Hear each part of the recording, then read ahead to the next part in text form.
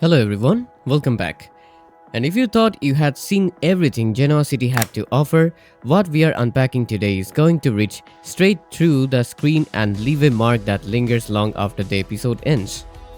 Because when Nick Newman picks up a pen and writes the words no one ever expected him to write, the entire foundation of the most powerful family in daytime television begins to crack, quietly, irreversibly, and in ways none of them are remotely prepared for. In the ever-explosive world of the young and the restless, Genoa City has seen betrayals, heartbreak, and shocking exits. But nothing could have prepared its residents for the emotional earthquake caused by Nick Newman's devastating goodbye letter. A moment so raw, so unexpected that it felt left even the mighty Victor Newman utterly speechless. And for a man known as the Mustache, that silence alone says everything. For weeks leading up to this bombshell, cracks had been forming in Nick's carefully controlled world.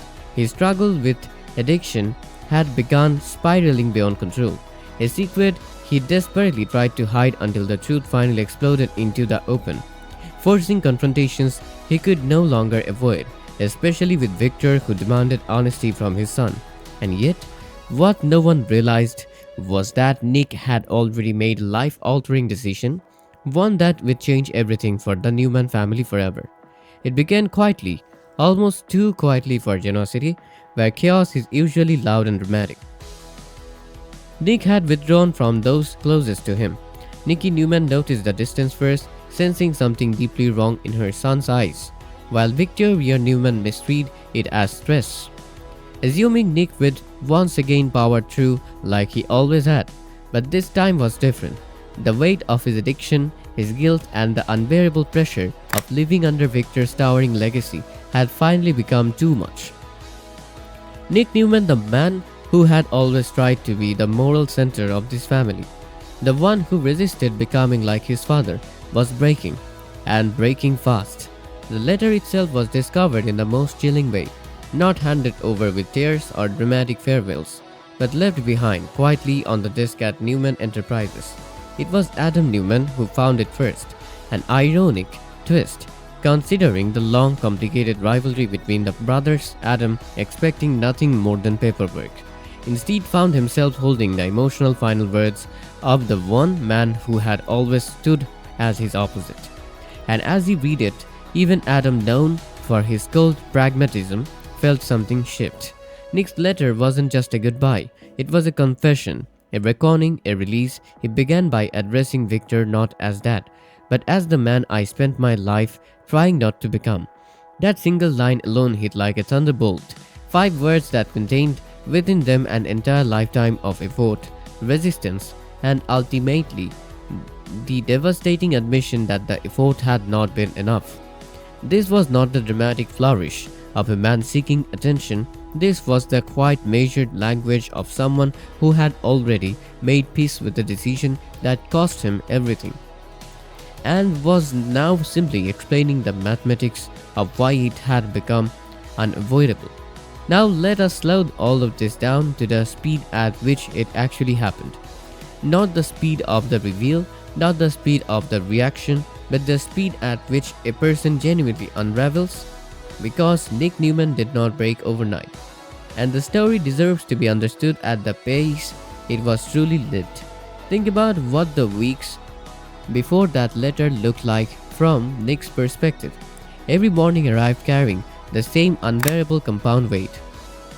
The addiction he was managing in secret, the family obligations he was performing in public, and beneath both of those, the growing, nauseating awareness that the performance itself was becoming harder to maintain. The body knows before the mind admits it. Nick would have felt the exhaustion not just in his muscles, but in something deeper, in the part of a person that generates the will to keep going, to keep pretending, to keep walking into rooms and being the version of himself that everyone expected. That reservoir was emptying, and he could feel every drop that left it. The office at Newman Enterprises would have felt particularly suffocating during this period. The architecture of power, the clean lines, the vast windows, the curated impression of absolute competence had always been Victor's aesthetic. Victor's language, Victor's way of announcing to the world exactly who held the authority in any given room. Nick had spent years moving through those spaces with a complicated mix of pride and resistance, never quite at home in them, never quite willing to abandon them entirely. But in those final weeks, the office must have felt like wearing someone else's skin, ill fitting, chafing, and impossible to remove without a kind of violence he wasn't sure he was capable of. He kept showing up, he kept performing, and every day that passed without the truth surfacing felt less like a reprieve and more like borrowed time accruing interest he would eventually be unable to pay. Nikki's instincts, as they always do, right before her understanding. She's a woman who has built an entire emotional survival system out of reading the atmospheres of rooms that most people experience as simply furniture and light. She felt something in Nick during those weeks, a particular quality of absence behind his eyes, a warmth that had dimmed without being fully extinguished, a love that arrived a fraction of a second too late to be completely real. She noticed, she worried, and yet she did what mothers in the orbit of powerful men so often do. She told herself she was probably overreacting, that Nick was resilient, that he would find his footing again the way he always had. That self-reassurance, that act of talking herself out of her own very accurate perception would later become one of the sharpest points of her grief. Now consider the moment Nick sat down to write the letter. He didn't storm out, he didn't call a family meeting. He didn't leave in the middle of a heated argument, slamming a door behind him in a way that could later be walked back and explained as temper. He chose the quietest, most deliberate possible form of departure, a handwritten letter left on a desk in a building that had always been more his father's monument than his own home. That choice was not accidental, it was final act of control by a man who had felt utterly out of control for a very long time. The letter was the one thing in the situation that belonged entirely to him. His words, his timing, his truth, and no one could interrupt it, redirect it, or turn it into a debate about that what Victor Newman needed or what the company required. For perhaps the first time in years, Nick was speaking without being managed. He admitted that despite all his efforts, despite all the times he walked away from Newman Enterprises, from Bauer, from manipulation, he could feel himself slipping into the same patterns, the control, the secrecy, the emotional walls, and worst of all, the lies. His addiction had become the ultimate symbol of that failure. A hidden battle that proved he wasn't as strong or as different as he had always believed. Read that again slowly, because it carries everything. Nick Newman's greatest fear was never failure in business, never losing a deal or a power struggle. His deepest, most private terror was the fear of becoming Victor, and his addiction, the thing he had hidden most carefully from the world, turned out to be the proof he had been dreading.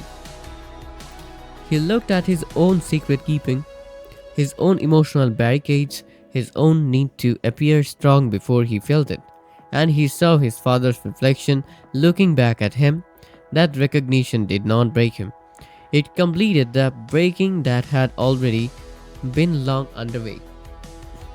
The section of the letter addressed to Nicky would have been written differently, the handwriting perhaps less controlled, the sentences more irregular, the ink pressed heavier in certain places. Nicky turning his words to Nicky, apologizing for the pain he knew he was causing her, acknowledging that she had always been his safe place, the one person who saw the good in him even when he couldn't see it himself. This was not a man writing to explain a decision. This was a man saying farewell to the one relationship in his family that had never required him to be anything other than what he actually was. He wrote about childhood memories, about the moments when her love shielded him from Victor's harsher lessons, and how losing himself now felt like betraying everything she had given him. The specific memories he chose, whatever private moments he referenced between them, would have been the kind of detail that makes even the most composed reader quietly, unexpectedly undone. Adam Newman finding that letter is one of the genuinely great tragic ironies of this entire story. Here is a man who has constructed his entire identity around being Nick's opposite, darker, less sentimental, more willing to make choices that the so called good son would never make. Adam's sense of self has been partly defined by Nick's presence in the mirror. Nick's moral clarity made Adam's moral ambiguity easier to justify, easier to rationalize, easier to live inside of, and now holding those pages, reading words that resonated with an uncomfortable and unplanned intimacy, Adam would have felt the architecture of that self-definition quietly give way. Because Nick's letter didn't describe a saint, it described a man who was shaped and scared by Victor's influence, who struggled to find identity outside of his father's shadow, who fought private battles that his public face never acknowledged. Adam recognized every single element of that portrait. He just never expected to see it wearing Nick's face. When Victor finally read the letter, the reaction was nothing short of explosive. At first, rage, denial, disbelief. How could his son, his namesake, abandon the empire? But then, as the words sank in, something rare happened. Victor went silent, no orders, no schemes, no immediate plan to track Nick down and drag him back. For the first time, Victor Newman was forced to confront a truth he had spent years avoiding. That his relentless expectations, his need for control, may have played a role in pushing Nick to this breaking point. Victor standing in that silence is one of the most revealing images this storyline has produced. Because Victor's silence is not peace, Victor's silence is the sound of a man discovering that his usual instruments are useless, that there is no counter move available, no leverage to apply, no conversation to control. He was facing a verdict delivered in absentia by someone who had already left the courtroom. Meanwhile, Nikki was devastated. Unlike Victor, she didn't mask her emotions. She wept openly, clutching the letter as if it were the last piece of her son she had left.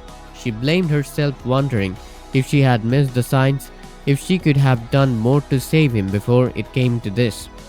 Her pain rippled through the entire Newman family, affecting everyone from Victoria to Adam, each forced to face their own complicated feelings about Nick's departure. Nikki's grief in this moment carries a weight that Victor's does not because it is greater, but because it is honest. She is not defending against the grief. She is inside it entirely, without armor or strategy, which means she is experiencing something that Victor cannot yet fully access, the simple human truth of loss. Victoria, ever the business-minded one, struggled to process the emotional weight of it all. She saw the impact immediately. Nick's absence would create a power vacuum at Newman Enterprises, one that could destabilize everything, but beneath her professional concerns was something deeper. Guilt. Had she been too focused on the company to notice her brother's suffering? That guilt has a very specific texture. It is a guilt of a capable person who applied their capability in entirely the wrong direction, who was fully present and fully attentive and still somehow missed the person standing right beside them because they were looking at something else entirely. Victoria did not fault Nick through indifference. She failed him through misdirection, competence, which in some ways is harder to forgive in oneself. As Genoa City buzzed with speculation, rumors spread quickly. Some believed Nick had checked himself into rehab, seeking the help he desperately needed. Others whispered that he had vanished completely, cutting off all contact, determined to start over somewhere no one knew his name. And then there were those who feared the worst, that this goodbye letter wasn't just an escape, but a sign of something far more tragic. The rumor ecosystem of Genoa City is, in its own way, a character. It has texture and momentum and tendency to amplify the most frightening possibilities while the truth hides quietly behind them. Waiting, every theory circulating in those weeks said more about the person circulating it than about Nick's actual whereabouts. But perhaps the most powerful impact of Nick's letter wasn't in mystery of where he went, it was in what he left behind. For the first time in years, the Newman family was forced to stop fighting each other and face a shared loss. The absence of Nick, the peacemaker, the moral compass created a void that no amount of power or money could fill. Victor, Nikki, Victoria, and Adam were all left asking the same haunting question. Did they push him away? And as the days turned into weeks, with no word from Nick, that question only grew louder. Because in Genoa City, departures are never simple. Secrets have a way of resurfacing. Truths have a way of coming out. And if Nick Newman ever returns, and you know in a soap like The Young and the Restless he won't be same man who left. The pain, the growth, the journey he's on right now. It's going to change him. The real question is when he comes back. Will his family even recognize him? And perhaps more importantly, will he still want to be a Newman at all? As Genoa City continues to grapple with the fallout of Nick Newman's shocking goodbye letter, the emotional aftershocks refuse to settle. What began as a quiet departure has now evolved into a defining turning point for the entire Newman legacy. In just a few pages of handwritten truth, Nick managed to do what no boardroom battle or family confrontation ever could. He forced everyone to face themselves. Victor Newman, a man who has spent decades controlling every outcome, now finds himself in unfamiliar territory. Helplessness, there are no strategies to deploy, no enemies to crush, no deals to make that can bring his son back. For perhaps the first time, Victor is left reflecting instead of reacting. And that reflection is dangerous, because it raises a painful possibility. What if Nick didn't just leave because of his own demons? What if he left because of him? Nikki meanwhile is holding on by a thread. Her heartbreak is quieter now, less explosive but far deeper. She rereads the letter constantly, searching for clues, for hidden meaning, for reassurance that her son is safe. But more than anything, she clings to hope, the belief that Nick is out there healing, not disappearing forever. Still, the silence is deafening, and every unanswered call only deepens her fear. Victoria tries to fill the void the only way she knows how, by working harder, pushing forward, maintaining control at Newman Enterprises. But even she can't ignore the emotional cost. The office feels colder without Nick. The family feels fractured, and beneath her strength lies a growing realization success means very little if the people you share it with are falling apart.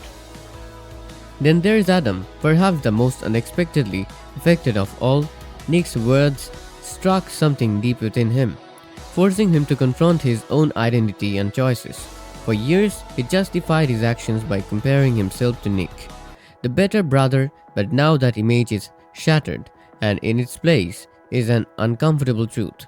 Pain doesn't discriminate, it touches them all, and that's what makes this storyline so powerful. It's not just about Nick leaving, it's about what his absence reveals. The cracks in the Newman Empire, the emotional cost of power, the quiet battles that even the strongest people fight behind closed doors. But the story is far from over, because in true soap fashion, a goodbye is never just a goodbye. It's a setup, a transformation, a promise that something or someone will return changed. Nick Newman didn't just walk away from Genoa City. He walked into a journey that will redefine him. So now the questions linger. Heavier than ever, will Nick find the peace he couldn't find at home? Will the Newman family learn from this loss, or repeat the same mistakes? And when Nick finally returns, will he come back stronger or completely unrecognizable? One thing is certain, Genoa City will never be the same again. And here's the part that really stays with me. This wasn't just a goodbye.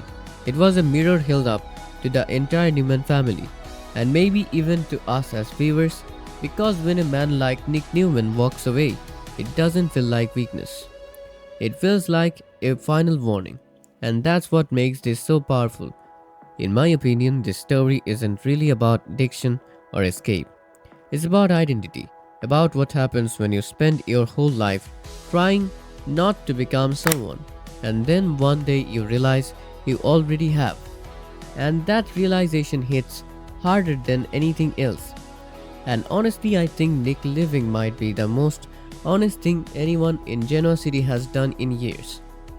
Because instead of fighting, manipulating, or pretending, he chose to face himself even if it meant losing everything. But here is where it gets even more interesting. What if his absence changes everyone else more than it changes him? What if Victor finally softens just a little?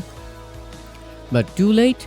What if Adam steps into a role no one expected and surprises everyone, including himself? And what if when Nick comes back, he doesn't come back for his family at all? Because let's be real for a second, if he truly finds peace out there, why would he return to the chaos that broke him? Or is there something unfinished, something pulling him back that we haven't seen yet? Do you think Nick made the right choice by leaving, or should he have stayed and fought through it with his family? And be honest, if he does return one day, do you want him to forgive Victor or finally stand against him for good? Because my gut tells me this isn't the end of Nick's story. It's the beginning of a completely different version of him. One that might not fit into the Newman world anymore, and that's where things get dangerous. I have a feeling when he comes back, it won't be emotional, it will be explosive, and someone in that family won't be ready for it. So keep that in your mind, because the next twist might not be about where Nick is, but who he's becoming. And when that moment comes, you will want to catch every second of it, because something tells me Genoa City hasn't felt the real shock yet.